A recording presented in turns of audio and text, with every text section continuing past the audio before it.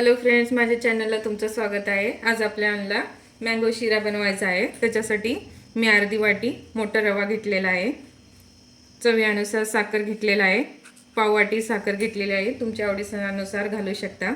त्यासाठी मी एक आंबा घेतलेला आहे अर्धी वाटी। मिक्सरमधून आपल्याला हे बारीक करून घ्यायचं आहे। अर्धी वाटी तूप घेतलेला आहे, अर्धी वाटी दूध, ड्रायफ्रूट, इलायची। बघा आता आपली कढई तापलेली आहे। आता आपल्याला रवा चांगला भाजून घ्यायचा आहे। आपल्याला ही हाच तुपातलं 2 ते 3 चमचे तूप घालायचं आहे। चांगलं लालसर आपल्याला भाजून घ्यायचं आहे तुपामध्ये रवा। बघा असं आपल्याला चांगलं लालसर भाजून घ्यायचं आहे। बघा असं आपल्याला लालसर भाजून घ्यायचं आहे। आता आपण काढून घेऊ। बघा अर्धी वाटी आपल्याला पाणी घालायचं आहे, अर्धी वाटी दूध घालायचं आहे। तुम्ही दूध पण अख्खं दूध पण वापरू शकता, नाहीतर पाण्यात पण करू शकता। आता आपल्याला तूप पण ह्याच्यातच घालून घ्यायचं आहे।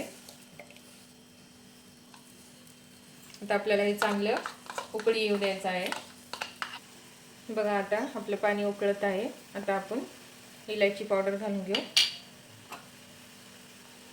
थोडं थोडंसं रवा घालून घेऊ आणि असं हलवत राहायचं आहे।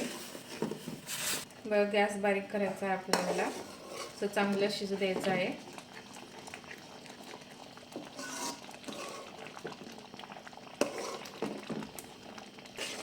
बघा आता आपल्याला साखर घालून घ्यायचं आहे। आपल्याला हे चांगलं हलवून घेऊ।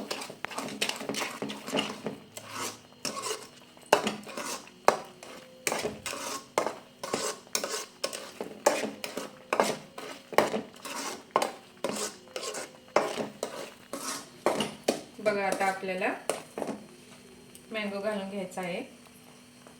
त्यात घालून चांगलं मिक्स करून घेऊ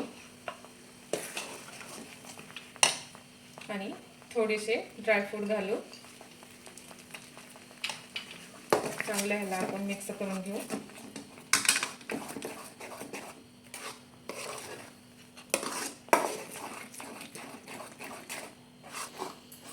बघा असं आपल्याला चांगलं मिक्स करून घ्यायचं आणि त्याला 2 मिनिटं झाकून ठेवू आपण।